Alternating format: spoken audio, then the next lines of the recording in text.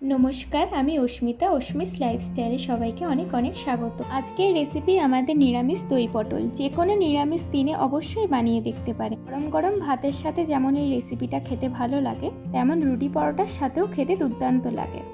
তো চলো আমার সাথে রেসিপিটা দেখে নাও।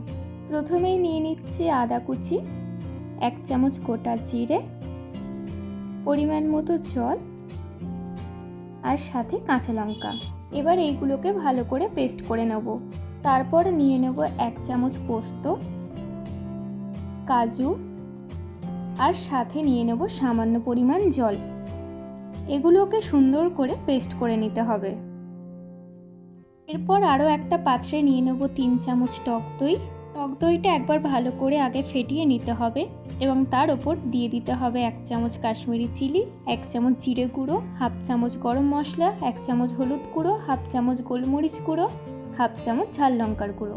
এবার এই সব মশলাকে ভালো করে দইয়ের সাথে মিশিয়ে নিতে হবে। সাথে অল্প একটু জল দিয়ে মশলাটা একটু পাতলা করে নিতে হবে। সব শেষে দিয়ে দেবো স্বাদ অনুযায়ী নুন ও চিনি। আরও একবার মিশিয়ে নিয়ে সাইডে রেখে দিলাম। এবার একটা কড়ায় তেল গরম করে পটলগুলো ভেজে নেব। পটলগুলো যেন মাঝখান থেকে একটু করে কাটা থাকে, নয়তো পটলের ভিতরে মশলাগুলো ঢুকবে না ভালো করে। এবার একটু হলুদ গুঁড়ো ও নুন দিয়ে লাল না হওয়া পর্যন্ত পটলগুলো ভেজে নেব।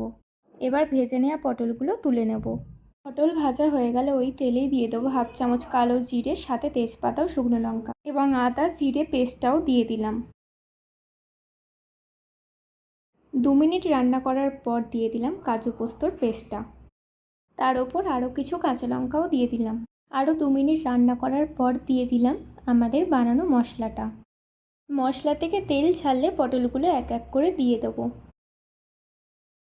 এবার একটু নাড়াচাড়া করে সামান্য জল দিয়ে 10 মিনিটের জন্য ঢাকনা দিয়ে রেখে দেবো। 10 মিনিট পর ঢাকনা খুলে আরও একটু নেড়ে নেব এবং তার ওপর একটু কাস্তুরি মেথি ছড়িয়ে দেবো। তাহলে তৈরি হয়ে গেল আমাদের আজকের নিরামিষ দই পটল।